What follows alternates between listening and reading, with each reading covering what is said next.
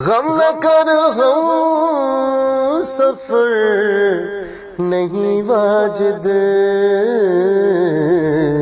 तेरा साया तो तेरा हमदम है। अब हम नश्क की लिखने की तरतीब समझ लेते हैं, ठीक है ना। जो लोग बोलते हैं कि नश्क कैसे लिखे जाएगा, ठीक है। अब हम इधर आ जाते हैं, ये खाना बना लेते हैं।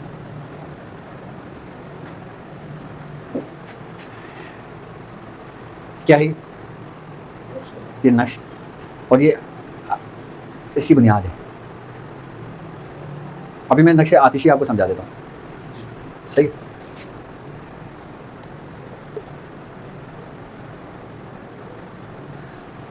अब लोग कहते हैं कि मिसाल के तौर पे अगर हमने एक लिखा है ये, तो हमें कैसे पता कि हम दो इधर लिखेंगे या दो हम किस खाने में लिखें।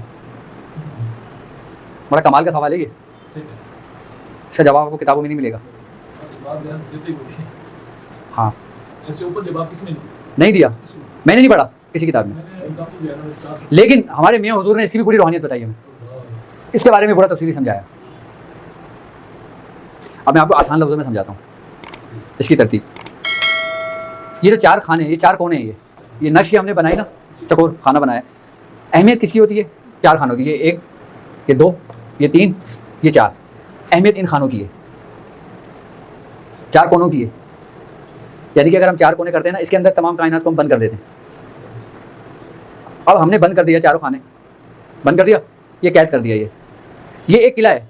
चलो मैं आसान लफ्ज़ों में समझाता हूँ, कायनात को तो छोड़ दो, तो खैर बहुत कुछ लोगों के समझ में नहीं आएगी। ये एक किला है। ये किसका किला है? ये राजों का किला है, जो अददों के राज हैं। अच्छा, इस किले के चार दरवाजे हैं। इस किले के चार दरवाजे हैं। चार दरवाजे कौन कौन से हैं? आतिशी, बादी, आबी और खाकी। ये हम इधर लिख देते हैं, इसको कुछ है मिटाने के लिए। ये इस किले के चार दरवाजे हैं, यानी एक है आतिशी, एक है बादी, एक है आबी और एक है खाकी। अब थोड़ा सा समझना, ये चार खाने हैं, चार, ये किला है, इस किले के चार दरवाजे हैं। इस दरवाजे के अंदर आतिशी, बादी, आबी, खाकी ही मौजूद हैं। आई बात समझ में? अब इसी के जो ना चारों दरबान हैं, ये किला है, किले के दरवाजे हैं, तो दरवाजों के मुहाफिज भी तो होंगे ना। नहीं, ये आतिशी, बादी, आबी, खाकी ये मुहाफिज नहीं है। अच्छा, अब एक बात याद रखना, कोई किला होता है ना, सबसे ज़्यादा जब किले को कोई खौफ होता है, कोई डर होता है कि कोई हमला अगर करता है, तो वो सबसे पहले क्या करता है? अपने चारों कोनों को जो ना मजबूत करता है। ये चार सतून है ये इस किले के, उधर बाकायदा चौकी लगाता है और मजबूत बड़े बड़े दरवाजे लगाता है, ताकि अगर कोई हमला होता है तो ये अंदर यहाँ से घुस ना सके। मैं बिल्कुल आसान लफ्ज़ों में समझा रहा हूँ आपको।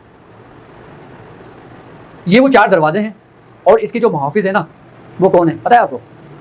अब आपके सामने आएगी, वो है बुधो जुफ्त, चारों खानों के। क्यों? क्योंकि ये खैर है। आप 1 से लेके 15 का नक्श जितनी चालें उठा के देख लें, इन कोनों के अंदर यही जुफ्त आदत आएगा। क्या?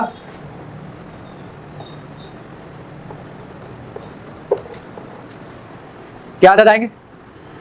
ये जुफ्त है, 2, 4, 6, 8।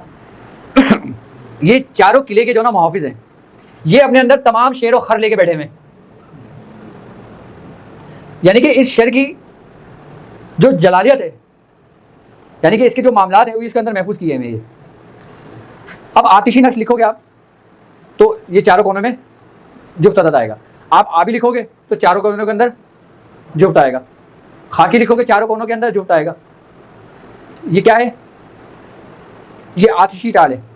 सिर्फ आपको समझा इसलिए रहा हूँ ताकि आपकी समझ में आ जाए। ये चारों कोने जो ना, ये बेसिकली जो ना, ये खैर के हैं। ये अपने अंदर जो ना तमाम उन चीज़ों को महफूज और पोशीदा रखी हुई है, यानी कि अपने अंदर छुपाया हुआ है इसने, कि जिसके जरिए हम जलालियत को जाहिर करते हैं। यानी कि कोई ऐसा काम करते हैं जिससे किसी को नुकसान पहुंचाने का या किसी को करने का। अब इन्हीं में है ना, 1 से लेकर 9 तक की आदत है ना। ये चारों कोने जो है ना, ये जुफ्त हैं। आई बात समझ में? और ये जो खाने हैं ना, ये ताक है। ये खाने जुफ्त हैं जो चारों कोने हैं, और बाकी क्रॉस जो निशान बनता है, यानी कि ये जो जमा का निशान बना हुआ है, ये ताक है। ये ताक है, और ये चारों कोने ये जुफ्त है। 15 के नक्श की बात कर रहा हूँ। अभी हम 15 के नक्श की बात कर रहे हैं।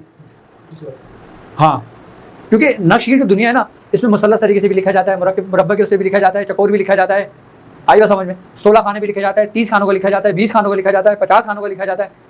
तो हर चीज़ में तरतीब उसी में अलग अलग हो जाती है। मैं अभी आपको सिर्फ 15 का नक्श समझा रहा हूँ। आप खाली 15 के नक्श के अंदर कामिल हो गए ना, आपको ज़िंदगी में कोई दूसरा नक्श लिखने की ज़रूरत ही नहीं पड़ेगी।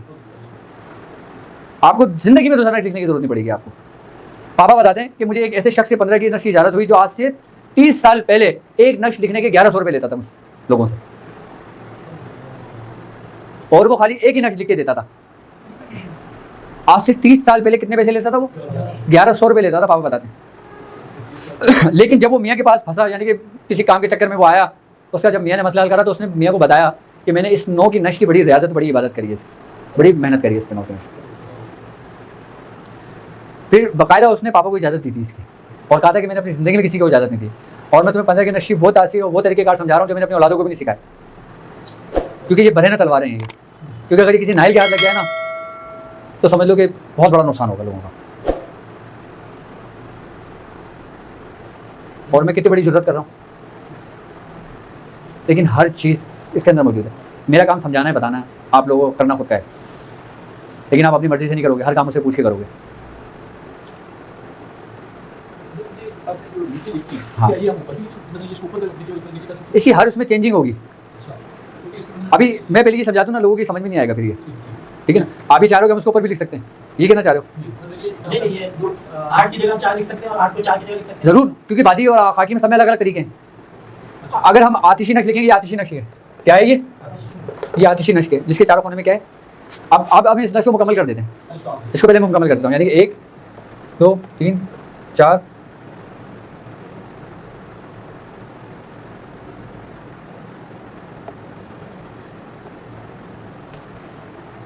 ये आतिशी है।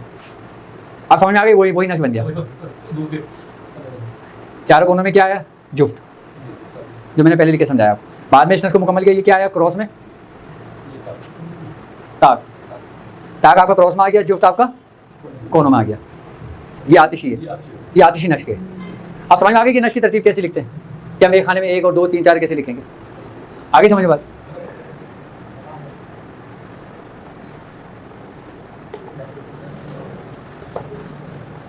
अब हम लिख लेंगे, खाकी लिखते हैं हम, क्या खाकी। 2 4 6 और 8 आ गए भाई, वहीं आ गए जहाँ से चले थे। वो कौन सा नक्श था? वो आतिशी था, और ये है खाकी। वो आतिशी था, ये खाकी है। अब खाकी के जो 4 कोने हैं क्या हैं? वो 4 कोने क्या हैं? जुफ्त। 2 4 6 8। अच्छा, आतिशी में हमने 2 की चाल ये लिखी थी, 4 की चाल ये लिखी थी, 6 की चाल ये लिखी थी, 8 की चाल ये लिखी थी आतिशी में। खाकी में हमने क्या करा है कि 2 की चाल ये रही, 4 की चाल ये, 6 ये, 8 ये 15 के नक्श की खाकी है। ये वही आ गया जुफ्त। फिर वही तरीकेकार आ गया जो मैंने समझाया कि अपने आप को उसने बंद किया हुआ है। हमने अब इसको खोलना है, इसकी गिराएँ खोलनी है। अब हम इस नक्श को मुकम्मल कर लें, क्योंकि ये मैं समझता हूँ आतिशी में जो समझाया तो वही सब कुछ है।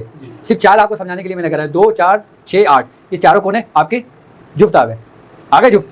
अब हम इस नक्श को मुकम्मल कर देते हैं, ठीक है।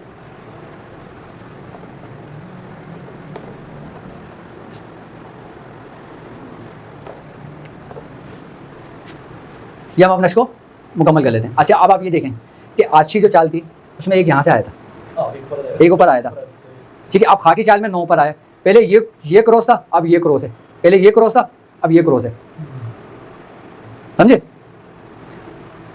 4 और 9 13 और 2 ये आ गए 15।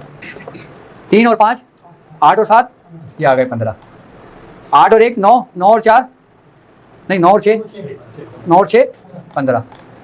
6 और 7 13 और 2 15। 9 और 5 14 और 1 15। 4 और 3 7 और 8 15। इसको हर तरह कहीं से भी करोगे 15 बनेगा, कहीं से भी कर लो 15 बनेगा। लेकिन ये चाल क्या है? खाकी। अच्छा, खाकी चाल आप कैसे पहचानेंगे कि ये खाकी चाल है? ये ज़मीन है इसकी, खाकी ज़मीन है। ज़मीन से ऊपर उठोगे ना आप। आसान लफ्ज़ों में समझा रहा हूँ, अगर तरीक़ेकार समझ में आ जाए। ये ज़मीन है इसकी, इस नक्श के नीचे से जो लिख रहा है, तो हम खाकी जो लिखेंगे नीचे से लिखना शुरू करेंगे। नक्श का जिक्र किया है, आतिशी का और खाकी का। ठीक है, अभी ये 2 नक्श का जिक्र कर दिया, इसकी चालें समझा दी, इसके खाने समझा दिए। अच्छा, इसी तरीके से ये 2, 4, 6, 8 जो कोने हैं ना, ये जो उसके हैं, ये बादी में भी आएंगे और आबी में भी आएंगे, आतिशी में भी आएंगे और खाकी में भी आएंगे। आप कैलकुलेशन कर लेना अपने पास जाके। अभी तो मैंने किलो का समझाया ना खाली, अभी इन किलो के जो मुहाफिज हैं ना, उनका नाम बताऊँगा। क्या? उनके नाम बताऊँगा और आपको ये बताऊँगा कि वो किस में मौजूद हैं।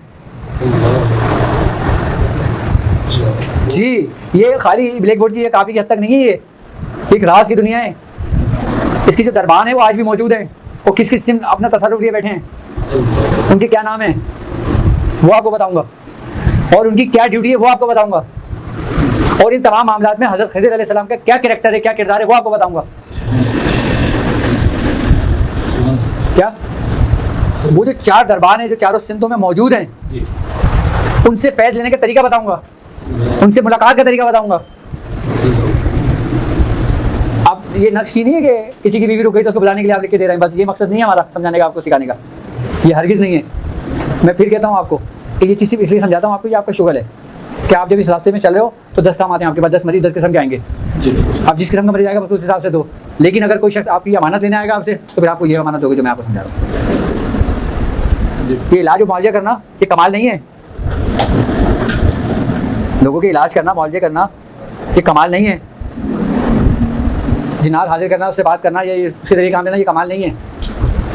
कमाल ये है कि तुम इसकी रूहानियत को समझ लो, कमाल ये है कि तुम अपने रब को पहचान लो, कमाल ये है कि तुम्हें इन 9 हुरूफों में से किसी एक हुरूफ का तसर्रुफ मिल जाए।